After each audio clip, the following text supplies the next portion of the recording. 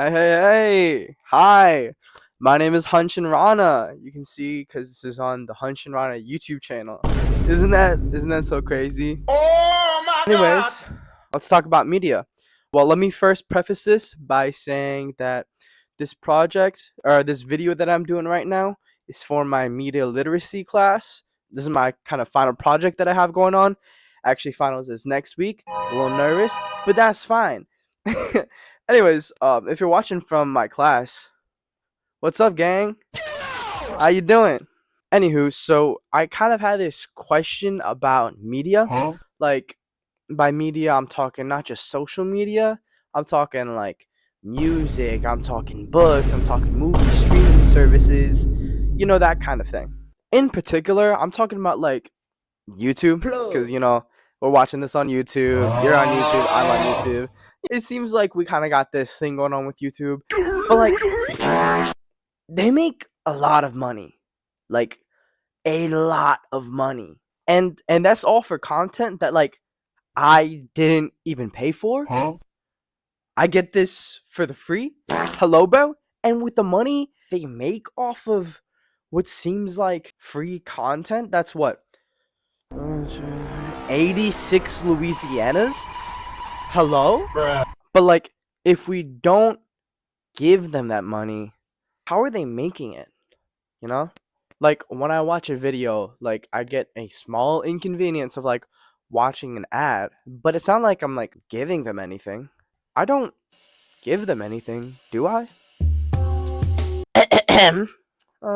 Well, according to Renee Hobbs's book, Media Literacy in Action, Questioning the Media, you actually give him like a like a whole bunch, bro. What you mean by like a whole bunch? Did I hear you say a whole bunch of what? Wow, wow. That's a wonderful question. Okay. Let me tell you something. They're getting you, Huh? your attention. Oh, you silly little goose. It's so valuable. The Bruh. industry loves that stuff. Advertisers, marketers, people who want to take your soul. They love it. So, in conclusion, it's the ads. That's how they make the money. Oh, That's, dude, that's crazy. That's how, that's like actually like unfathomable. bruh. All of that money just from ads? Like, there's no way. Like, bro, there was this one ad that was like a Super Bowl ad, and it happened like 2 years ago, and it got like over 100 million views or something. Like, how much does that even cost? Well, according to my calculations, and according to an article from Fiverr, Bruh. based off of the calculation that each view gets about 10 cents to 30 cents per view, that ad cost about $10 million. 10, 30 million, give or take. Bruh. Wow, that actually makes a lot of sense now. That's a lot of money, dude. Wait. So that's not like all media though. Like, I pay for Netflix. Like, I'm not getting ads there. How do they make their money? Bruh. Well, it's actually not that complex. There's really three main ways that media companies make money off of us. So for starters, we have indirect revenue. That's your YouTube, that's your Instagram, your Facebook, that whole shebang. They give you ads, and those ads people pay a lot of money for. Corporations pay a lot of money for those ads. Next up, there's services like Steam, where you go in the marketplace and you buy things from them, and that's how they make their money. Or again, like you were talking about, Netflix, you pay for a subscription. Like 90% Bruh. of Netflix's income, that cash flow, comes straight from subscriptions. And then sometimes they can kind of meld together, Huh? or it's in that like miscellaneous category. We call that mixed revenue. And when that happens, you can see that in like Spotify, that has Spotify with ads, but Wanna also break from the Spotify ads? Premium, both indirect and direct revenue. But we also have sources like Wikipedia, for example. They mainly get their money off of donations, Yeah. and that's about it. Bruh. Okay, I get that all, but like Facebook, didn't they have this like mega huge scandal that was like a bunch of money?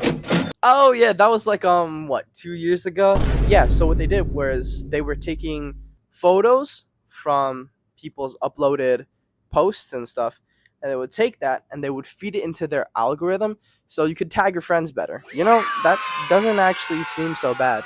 And then they sold that information to a third party so they could make voter profiles.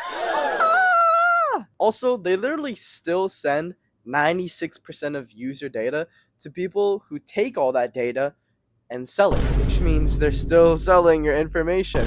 Even if Facebook says that they only sell predicted behavior so you can have your targeted ads. And that's legal? Well, according to the First Amendment, I actually got to read this one, hold on. Congress shall make no law respecting an establishment of religion or prohibiting the free exercise thereof, or abridging the freedom of speech or of the press, or the right of the people peaceably to assemble and to petition the government for a redress of grievances.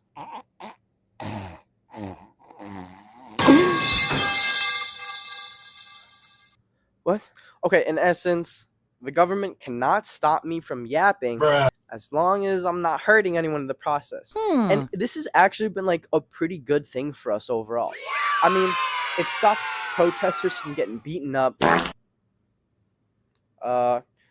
It stopped protesters from getting tear gassed. Oh my God! It's gotten protesters to not get shot at. Okay. Besides protesting, I mean, we can pretty much say whatever we want. Have you looked at Facebook, bro? Have you taken a look at X? Wow, golly, that sounds amazing. Exactly. And just like Hobbes said, information from diverse and antagonistic sources is essential to the welfare of the public. Okay, dude, that's dope and all, but like, what if I'm not in the US? You know, like, I'm an immigrant, for real. Like, I'm from Nepal. We don't have the First Amendment. What happens in countries like mine? Yeah, bro, so that can actually lead to different types of censorship.